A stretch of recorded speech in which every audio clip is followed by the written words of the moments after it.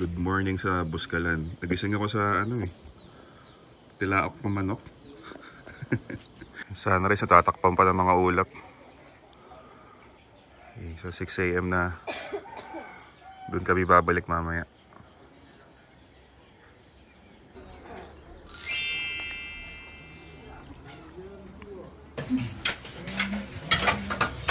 Kahit saan, puro wangod makikita. Ito. Hindi ko alam yung reason pero ang daming ID ng iba't ibang guest dito sa Buskalan.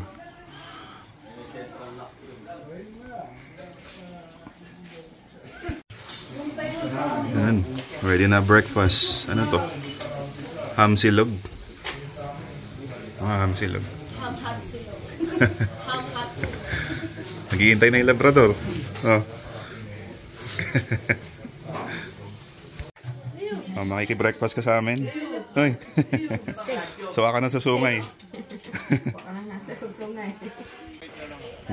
Bumababa na yung papalit sa amin.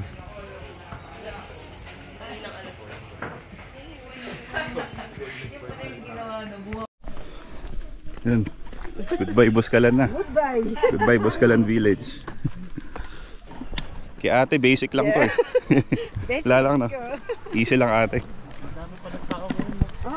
Ilang. Parang tayo lang kahapon, pahinga muna. Ingat. Ilang mo siya suwa. Lami Dogi. Dogi. Dagi. Hello po. Sabi ni Kuya sana natulog na lang daw sa kanila. Hello, Naghanap ng sakit ng katawan. Ingat ka ah. Enjoy na lang yung view habang masakit ang hita at binti. Enjoy sa view. Nagawa nila.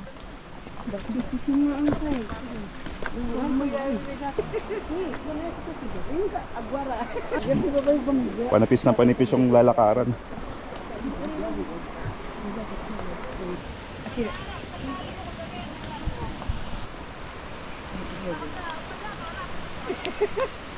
Pahinga muna sa patag.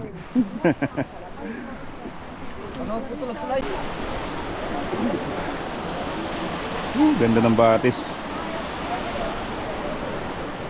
Uy. Nasimula na mas mahirap. Papanik.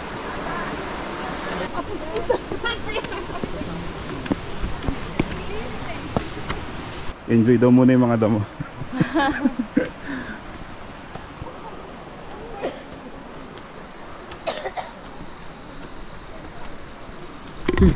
Hila na.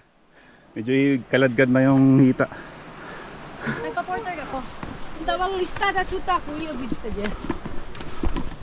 Nagara sa suka kayo. Tagumpay na. Yay! Nakasurvive yung mahihina.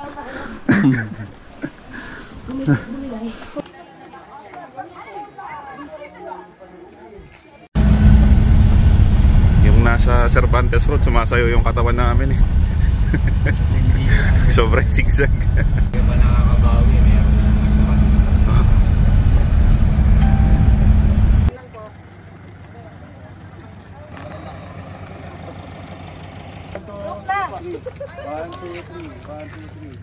Grupo mo na kay Jason. Kuya.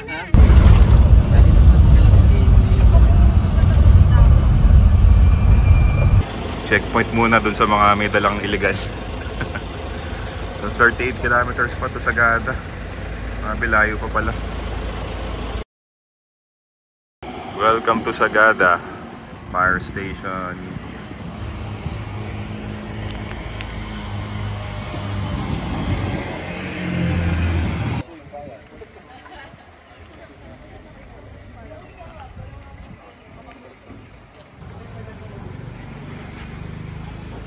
Ito yung sa weaving, kaya lang bawal daw photos and videos. May naligaw na sukang paumbong. Downtown Sagada.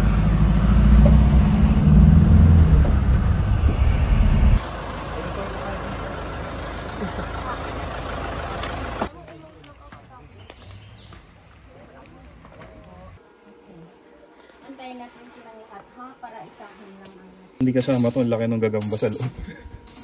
Uy! Sobrang laki. Si Archie po ay anak ng American missionary na napadpad dito in the 1960s. Nakita kasi niya ang potential ng aming raw materials, kaya po niya ito itinayo for Sagada Community for alternative livelihood. So how are we going to do this? We kind of compress here at the bottom, and then slowly we slide our fingers up to the top. Here at the middle, it's going to be my outside hand that pushes the clay inwards, and with the support of the inside hand, we are slowly going up, up, up, up, at bago sa pinakamataas, tulak nating palabas at magiging what you see. It is a vase, but we can transform it into a water jug by having a spout like that. So from here, I would have to air dry it for 5 days. 5 days later, it becomes leather dried. I would have to come back. I will trim it at the very bottom, take all out the excess clay, and then it would be the time to put a handle. We air dry it again for another month bago po namin siya lutuin, at 2 beses namin siya linuluto. And so that's pottery bowl. Yay!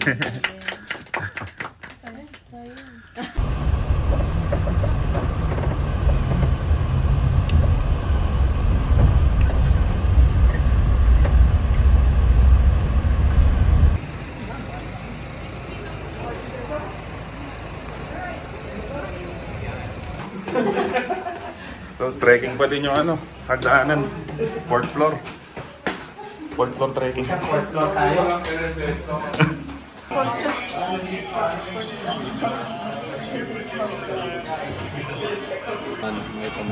Beef steak. Usually itag ito. Itag curry.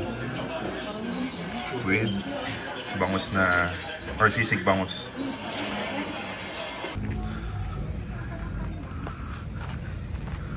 Saan na ba tayo dinadala?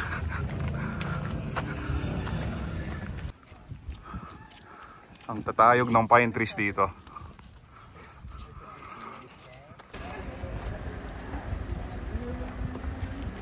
Cute ng design ng church dito.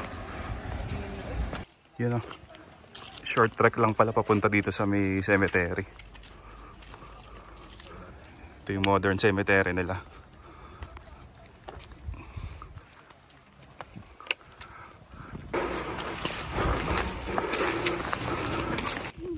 Puro mga kaaway panggatong ginagamit imbis na lahat, no? Kandila.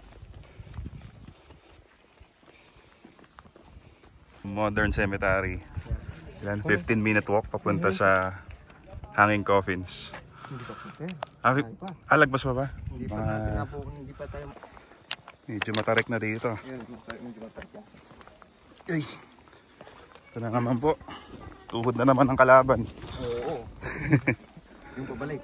Nga, tarik nga. Madami nag-wall climbing dito. Nag-umpisa ka ng umakyat. May premyo sa taas. Parang buskalan din yung trekking pero medyo safe.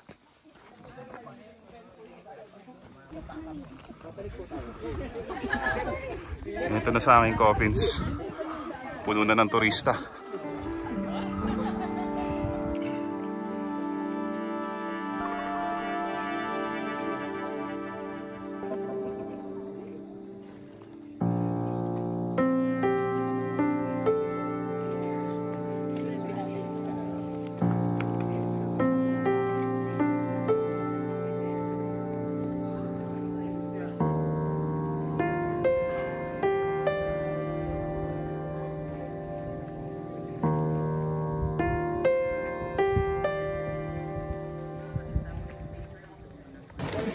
Sa gitna, pinakataas yung pinaka-una. And then, yung pinaka-last naman is pinaka-baba. Dito rin sa gitna, pinaka-baba. Parang medyo bago pa yung kabahan niya. Mga anong year yun, kuya? 2009. Huh? December 10, 2010. And bakit po nahinto? Okay, so nahinto po yan for health protocols. Kasi di pa pag umangasaw yung amoy, pwedeng magdulot ng epidemya. Tapos, it takes 5 to 6 months para maalis yung ano. Mas mahirap yung exit May isa pang cave. Bago dumagang ang coffins. Yung kitang-kita pa yung bungo.